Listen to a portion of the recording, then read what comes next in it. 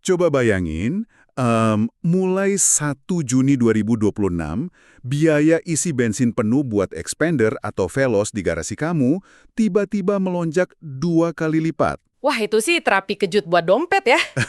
Benar banget. Dan itulah ancaman dari sebuah rumor yang belakangan ini sukses, bikin jutaan pemilik mobil keluarga di Indonesia ketar-ketir. Iya, panik massal. Di obrolan kita kali ini, kita mau bedah tuntas dari mana sih asal-muasal isu pelarangan Pertalite untuk mobil di atas 1.400 cc ini.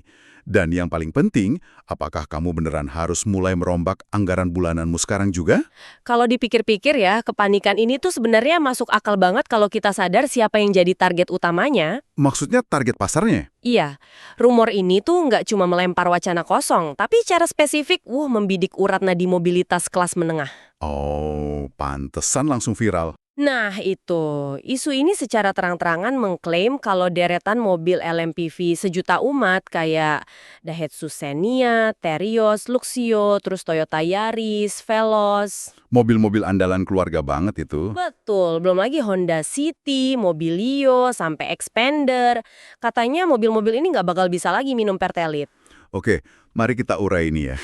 Mendengar kabar ini tuh rasanya kayak, ibarat kamu dikasih tahu kalau nasi Padang langgananmu tiba-tiba nggak boleh dibeli. Cuma gara-gara kamu datang pakai kemeja. Analogi yang pas. Iya kan? Kerasa sangat personal, terus mendadak, dan pastinya langsung nonjok dompet keseharianmu.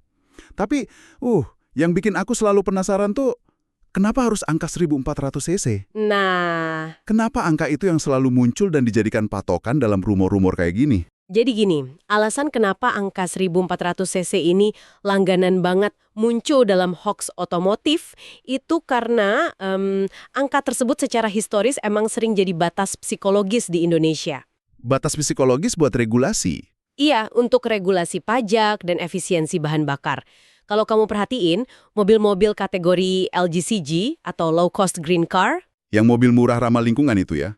benar, itu kan dibatasi pada kapasitas mesin 1.000 sampai 1.200 cc aja. Oh, aku mulai paham arahnya. Jadi UPA menetapkan batas pelarangan di angka 1.400 cc ke atas itu semacam cara cerdik dari si pembuat hoax. Tujuannya buat menjaring mobil-mobil kelas menengah yang secara teknis bukan lagi mobil murah, tapi Tapi penggunanya masih sangat butuh subsidi kan? tepat banget. Penggunanya masih sangat bergantung pada BBM bersubsidi kayak Pertalite. Masuk akal sih. Ini benar-benar mengeksploitasi celah kecemasan ekonomi kelas menengah. Tapi tunggu, aku kemarin sempat baca klarifikasi resmi soal ini. Oh iya. Dari Pertamina langsung. Iya, dari Sekretaris Perusahaan Pertamina Patraniaga, Robert M.V. Dumatubung. Dia dengan tegas menyatakan kalau, kabar pelarangan per 1 Juni 2026 itu hoaks. Nah, syukurlah. Belum ada arahan, rencana, atau regulasi resmi apapun. Tapi, bukankah secara struktural Pertamina emang nggak punya wewenang buat ngetok palu aturan semacam itu? Mereka kan sebatas operator aja di lapangan. Nah, itu dia. Yang menarik di sini adalah gimana publik sering lupa soal mekanisme dasar itu.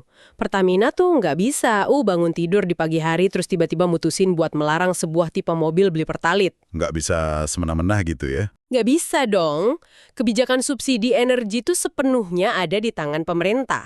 Pertamina itu cuma jalanin apa yang udah jadi regulasi. Berarti proses buat bikin aturan pembatasan itu jauh lebih panjang dari sekedar pengumuman mendadak di media sosial dong. Sangat panjang.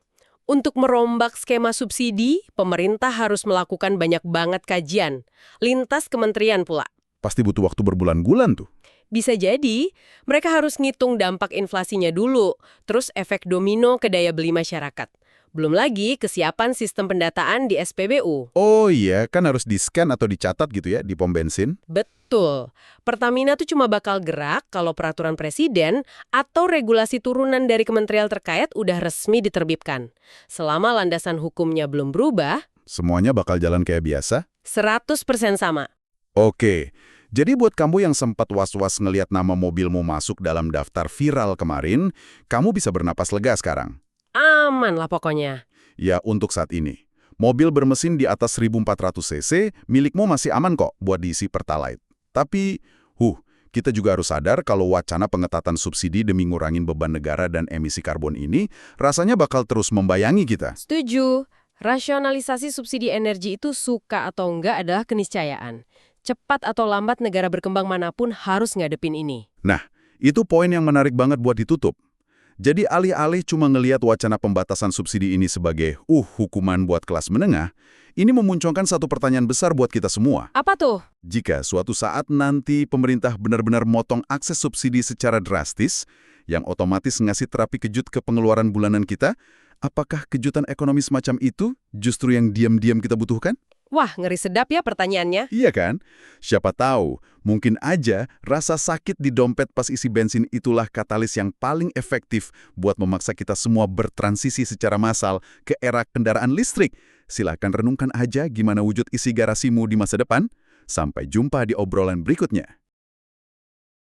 Download Tribun X sekarang. Menghadirkan lokal menjadi Indonesia.